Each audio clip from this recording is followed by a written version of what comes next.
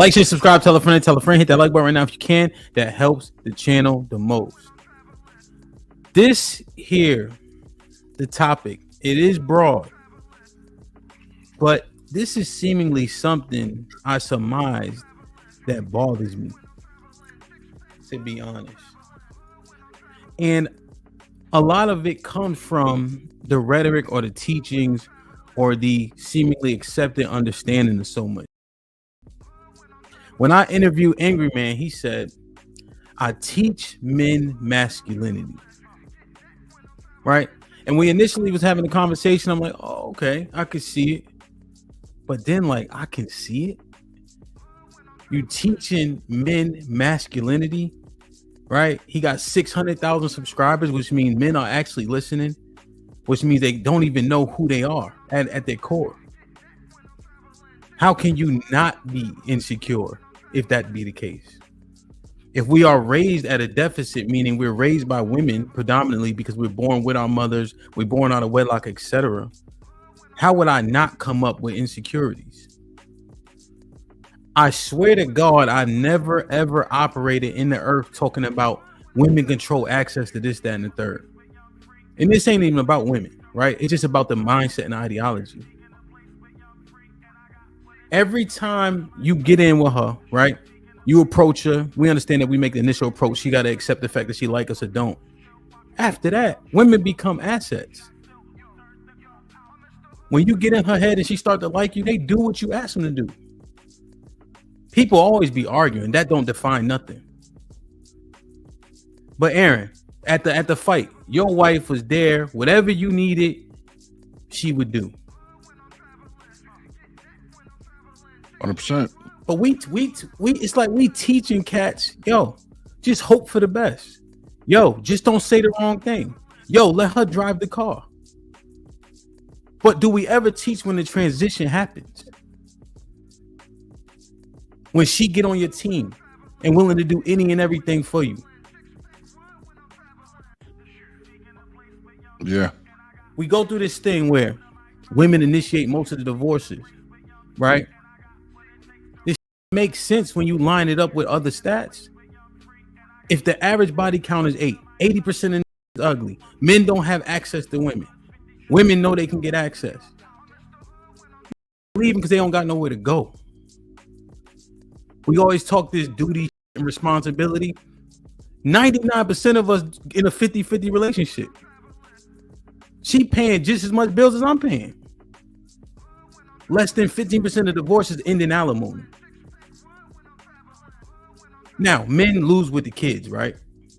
Which I would argue is probably a big reason why men want to stay, just make sure they could be with the kids. But a lot of that other shit don't even apply. Yeah. When I listen, because I'm thinking about the security in men. When I listen, the why nots are louder than the whys. Yeah. They will take what Mr. Fantastic says regarding why not more than the shit that he say about the whys. It's always the reason why we can't do some shit, or we ain't successful in something, or it's always somebody else's fault. I ain't never been raised as a man blaming others. At the very least, I'm going to control what I can control, and then I'll go to the other party. So I have a couple things listed, right? What makes us insecure? But this part here is the problem. We said that we pursue so much for the acknowledgement of women. Every single time we start talking about getting money and etc., it's so that we can have access to women. That sounds like some insecure. Now, is it feasible? Is it plausible? Do we want women's attention? Sure. But I always thought that the women would come with it as a perk, not the goal. But don't tell me every time I pick weights up and put them down, I'm doing it in the interest of women. That don't sound like an intrinsically driven man. If external factors are the reason why you pursue and do things, you got a different problem. Because now what you predicate yourself on is based on what everybody say or see or approves of. I can't be that fucking secure if that's the case. But we've been preaching this. We've been saying it. The men that they listen to and wondering why the young boys is falling down. Why the young boys ain't approaching women. You know why we approached? Because we didn't give a shit. It was called self-esteem. Now it's called we esteem. We used to get our teeth kicked in 10 times a night. Who gives a shit? Parking lot pimping, I don't even see it no more. Dancing with women, I don't even see it no more. Because people are internalizing this information and applying it in the most comfortable way. They apply it in a way in which they don't have to stand on nothing. They don't have to pursue, and it ain't their fault. They not hearing it how we want them to hear it. I was looking back at all those different shows. I did my due diligence before we got here today. Right? The reason why Mr. Fantastic get women ain't because he's 6'5". We just say that. We understand that it's an advantage. But Mr. Fantastic up here speaking for others. He ain't speaking for himself.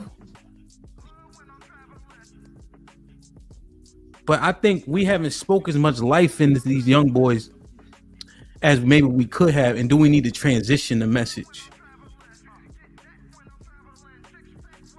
Like, share, subscribe, tell a friend, and tell a friend. Hit that like button right now if you can. That helps the channel the most. Y'all got it. Eric, you want to go?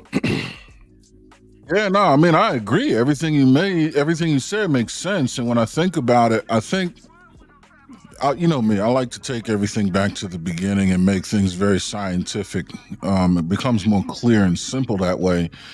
I think one of the reasons why is because men are fewer than women, and the amount of men required to sustain society is fewer still.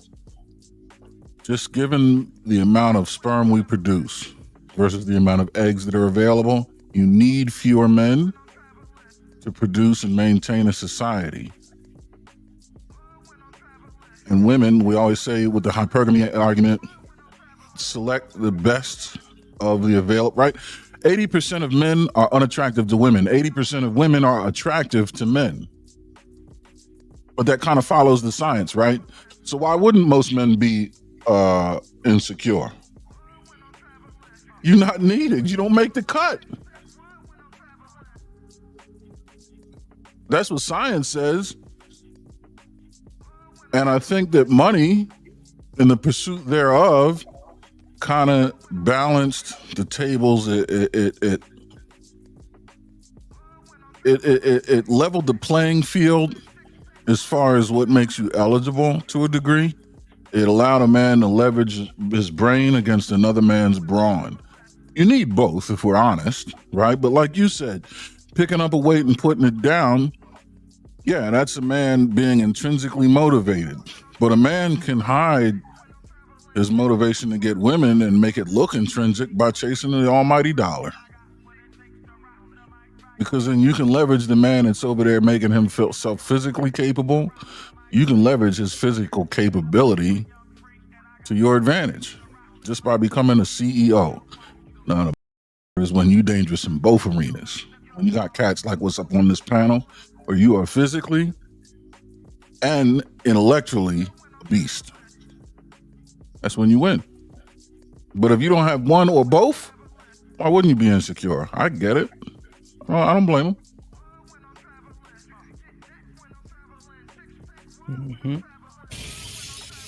Is it fantastic? So yeah, man. I actually absolutely agree. The first part of it, a major reason for the dearth of self-confidence in men is that they don't grow up around men, right? Hey, shut up, stop that crying. Discipline. Hey, get cussed at, get talked to harsh.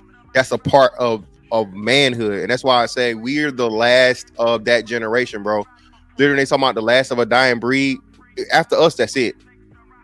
You know what I'm saying? The biggest divorce boom or the beginning of the divorce boom started like 80s, right? But even still, then back in the 80s, you had dads that were still there. You had uncles.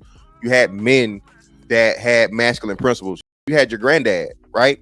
So even if you weren't directly had it yourself, it was around you.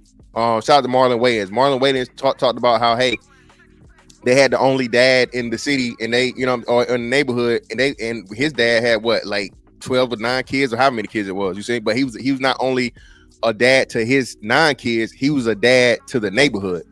So now that's moving far and far away, because there's no more cohabitation. The moms and the dads aren't even in the same household. You feel what I'm saying? So you got, you know, a whole neighborhood, and not one man is in one of those households, but how many boys it is, right? So that's a major part of it. Now, shout out to Angry Man. Now we're in the process of men being fathers to men, right? You got men, and it's crazy. It's a crazy concept, but at the same time, it's not that much, right? Because, and you know what I say, we definitely gotta give ourselves more credit and grace, right? Because, and I'm not saying I'm on the level, or any content creators on the level of a therapist, or, you know, any type of health professional. But what I'm saying is this, okay? You can go to Angry Man, Hemp, Aaron, myself, and you're not gonna get in no therapist office. You're not, okay? And you paying him hundreds of dollars per hour, okay? A lot of the times, because black men specifically, I'm gonna bring it in the black realm, right? We haven't had this outlet, and even that, Hemp, the barbershop dead. We gotta stop even referring to this. The only barbershops you got is the literal fucking what's your boy, the the battle rap, what's his name? Oh, which one? With the barbershop podcast. Matt Hoffa. Yeah, Matt Hoffa, LeBron James. The barbershop now is literally a show, Hemp. You can't just go sit up in no barbershop no more. Ain't no more walk-ins no more. You gotta have an appointment. You prepaying and pre-tipping through an app. So even the avenues and the, you know what I'm saying, the areas that we had to have that male camaraderie, and like you said, for the little boys, hey man, get your ass up and sweep up this hair. That's gone. Everything now is done through the phone and the internet. You feel me? Yeah. So that's what I'm saying. I feel your gripes, but bro, that's dead. No, and the reason why women have gained so much control, quote unquote, is because everything is moved from the real life thing to the internet shit. Now, at the same time, men have a duty to maintain masculine frame, right, and carry things a certain way. But if you don't know, how can you do it, bro? You feel me? And that's what I think we're in the midst of trying to figure out. And for us especially, and this is why I stress it, bro.